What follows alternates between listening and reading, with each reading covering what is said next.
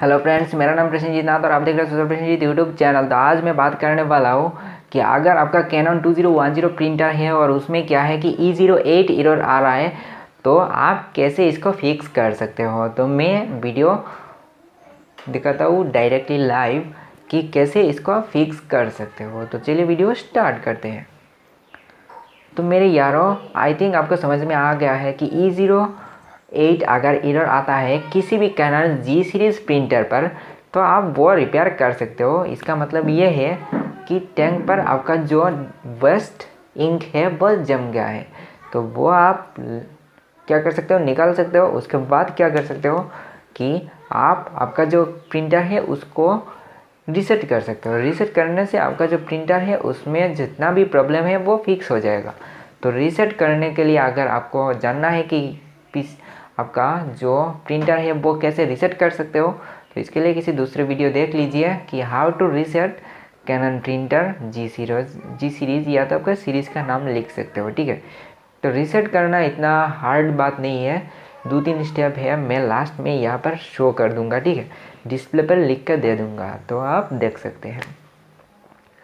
और उसके बाद भी अगर आपका प्रॉब्लम नहीं फिक्स होता है तो आप क्या कर सकते हो कि नियर बाई किसी भी सर्विस सेंटर पर जा सकते हो। तो मैं जो तरीका बताया वो भी सर्विस सेंटर भी इस्तेमाल करेगा। अगर आप मेरे बात समझ नहीं पाए तो आपको शायद सर्विस सेंटर पर जाना पड़ेगा, वरना आप घर बैठे भी इसको रिपेयर कर सकते हो, ठीक है। तो E08 एरर आने से आप अगर काम करना चाहते हो, प्रिंट करना चाहते हो, तो वो कर सकते हो। किस तरह, आप किसी भी आपका जो कलर है, ठीक है, कलर बटन पर या तो ब्लैक बटन पर अगर क्लिक करोगे तो 1 आ जाएगा और आप काम कर सकते हो प्रॉपरली। उसके बाद जब इसको शट डाउन कर दोगे, उसके बाद दोबारा ऑन करोगे, तब दोबारा E08 एरर आ जाएगा। उसके बाद आप दोबारा कलर बटन पर या तो ब्लैक बटन पर क्लिक करके इसको ठीक कर सकते हो। तो इस तरह लाइफ टाइम करते रहना होगा, ठीक है। तो लाइफ टाइम करते रहोगे तो ऐसा पॉसिबल है क्या?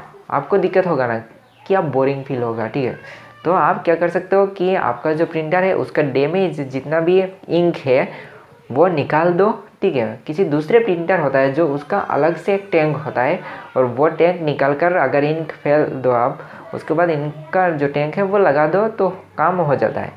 पर कैनन जी सीरीज़ का जो इंक का टैंक है वो टैंक नहीं होता है, एक स्पॉन्ज होता है। और वो क्या होता है कि प्रिंटर के अंदर इनक्रिप्ट होता है, वो निकाल कर आपको इस तरह मुचरा देना है। उसके बाद इंक निकाल कर वापस यहाँ पर रख देना है, तभी आपका प्रॉब्लम फिक्स हो सकता है, ठीक है। तो अगर आपने इंक निकाल कर सब कुछ कर लिया उसके बाद भी फिक्स नहीं होता है, तो आप रीसेट कर दो, ठीक हो जाएगा। और दूसरा बात, अगर आप रीसेट करने वाले हो और आपका जो प्रिंटर है वो वारंटी पर है, तो दिक्कत हो सकता है। रीसेट करने से 3000 प्रिंट दिखाएगा, ठीक है। तो ये भी ध्यान रखना। तो अभी हम देखते हैं, ठीक है। तो यहाँ पर ये देखिए कि इसको आपको निकालना पड़ेगा, ठीक है। तो ये जो है ये निकाल लेते हैं। उसके बाद क्या है कि ये निकाल लेते हैं। तो ये निकाल दिया हमने। अभी क्या हुआ कि हमारा जो प्रिंटर है वो वायर से अलग होकर सेपरेट हो गया। तो अभी 2 स्क्रू है, ठीक है। तो यहाँ पर एक स्क्रू है और यहाँ पर एक स्क्रू है, ठीक है। तो मैं इन दोनों स्क्रू को निकाल देता हूँ, ठीक है। तो अभी देखिए मेरा जो टेस्टर है, ठीक है, तो इसमें क्या है कि ये ऑप्शन जो है इससे ये ओपन नहीं होता है, ठीक है। तो इसके लिए इसको पलटना पड़ता है, ठीक है। तो ये देखिए ये जो है ये ऑप्शन, ठीक है, ठीक है। तो उसके बाद आप इसको ओपन कर सकते हो। तो यहाँ पर ये मैंने स्क्रू ओपन कर लिया, ठीक है। उसके बाद यहाँ पर और एक स्क्रू है, ये भी मैं ओपन कर लिया।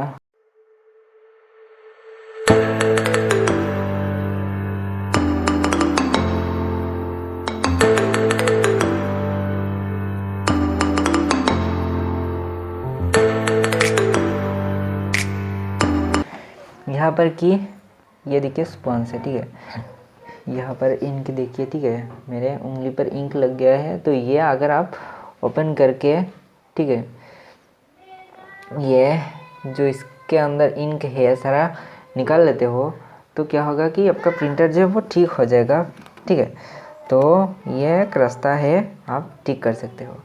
तो मैं इसको ठीक कर दिया, इससे इंक निकल दिया, अभी तुरंत बहुत इंक इसके अंदर चला गया है। ठीक है, तो ये तो काम हो गया।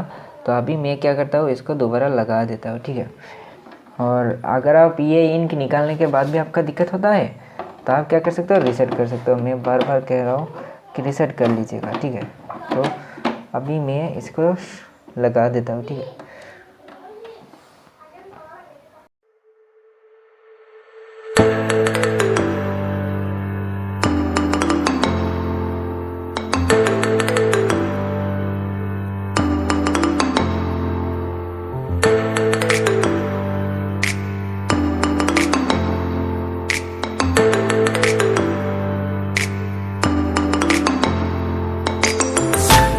तो आज के लिए इतना ही। May God bless you, good bye.